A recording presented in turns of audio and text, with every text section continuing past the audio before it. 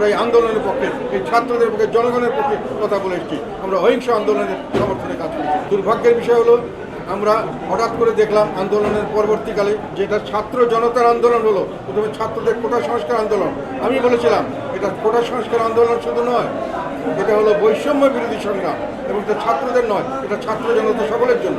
রংপুরে আমাদের প্রথম শহীদ হয়েছেন, সেই শহীদকে তার কবরস্থান জিয়ারত করা, তার বাবা মাকে সান্ত্বনা দেওয়া এবং তাদের কিছু সহায়তা করার জন্য আমরা সেখানে উপস্থিত ছিলাম প্রথম ব্যক্তি হিসেবে। এবং সর্বক্ষণ প্রতি সপ্তাহে 2 থেকে 3 দিন পর্যন্ত আমরা এই আন্দোলনের পক্ষে, এই ছাত্রদের পক্ষে, জনগণের পক্ষে কথা বলে এসেছি। আমরা অহিংস আন্দোলনের সমর্থনে কাজ করছি। যাই হোক, দুর্ভাগ্যের বিষয় হলো আমরা হঠাৎ করে দেখলাম আন্দোলনের পরবর্তীকালে যেটা ছাত্র জনতার আন্দোলন হলো, প্রথমে ছাত্রদের কোটা সংস্কার আন্দোলন।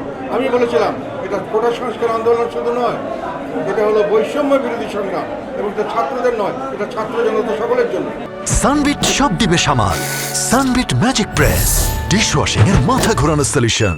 এই বৈষম্যের বিরুদ্ধে আমরা দাঁড়িয়েছিলাম, এবং সেই বৈষম্যের বিরুদ্ধে আমরা যখন জয়লাভ করলাম, কিছুদিন পরে হঠাৎ দেখা গেল আমাদের সেই সার্বজনীন জয়, যেখানে সারা বাংলাদেশের 99% লোক যেখানে অংশগ্রহণ করেছিল, যার কারণে এই জয়টি করা সম্ভব হয়েছে।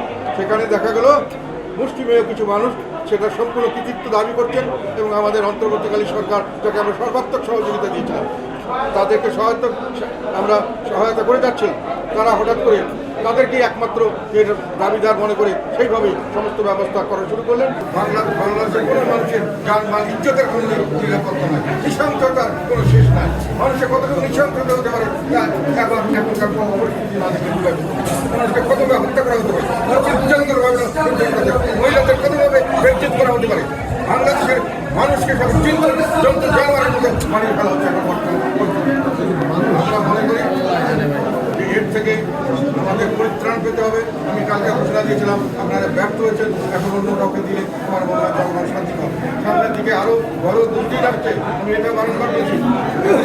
সরকার থেকে যে ধরনের ইঙ্গিত আমরা পেয়েছি, সেখানে আমি মনে করি বাংলাদেশের জন্য একটা ভয়াবহ দুর্যোগ আসতে পারে।